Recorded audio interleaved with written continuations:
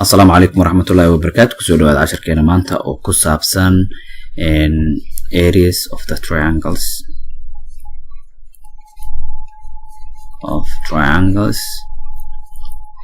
marka waxaa sameynayna marka hore waxaan baranayna formulada lagu helo area of triangle-ka waxaa waaye waxay la mid tahay base oo lagu dhuftay height oo loo qaybiyay 2 marka ka formuladan isticmaalayna hadii la siiyo sadexagal dhinaciisa ay ka kooban yihiin 5 4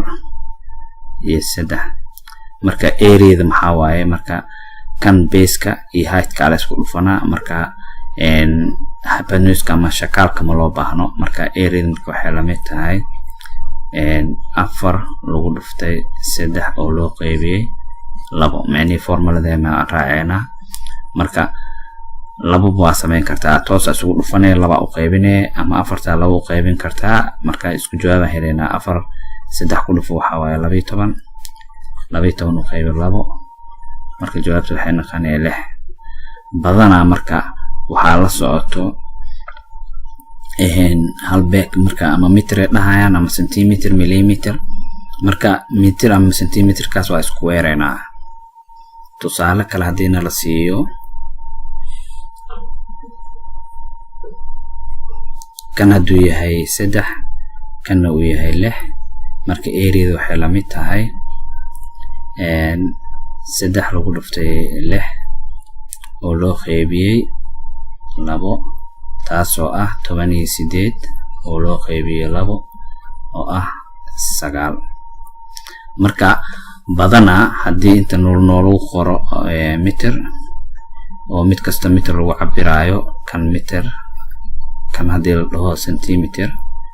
kan centimeter marka waxaan sameeynaa kan wuxuu noqonaa centimeter square kan wuxuu noqonaa meter square marka halbeeg lagu siiyaa mar walba fiirsanay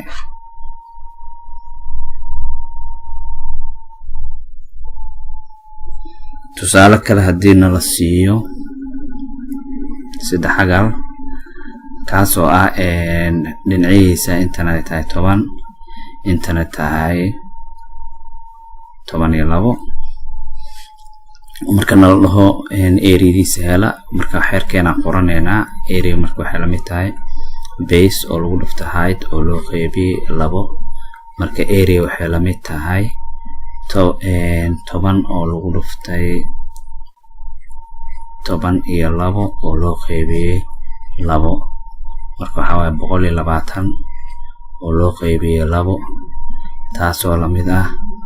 60 marka waxaan ogaanaynaa hadii inta tahay cabirka wixii lagu cabiray hadii la dhaho millimeter lagu cabiray kana sidoo kale uu yahay millimeter marka waxaan sameynaynaa millimeter square aan qanay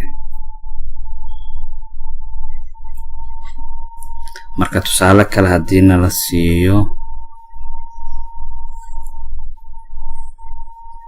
oo la yiraahdo kan 6 kan uu yahay 7 marka area waxay la mid tahay maadaama formuladeena aan qaano baalu base ugu height-ka ay tahay waxaan sameynaynaa 6 lagu dhuftay 7 waxaan u qaybinaynaa 2 6 7 ku dhufo waxa waaye 42 oo loo qaybiyay 2 taasoo ah 21 marka hadii halbeeg yahay meter kan uu yahay meter marka kan wuxuu noqonaa meter square marka casharkeena maanta intaas uu ka eegyahay hadii aad jeclaysateen insha Allah subscribe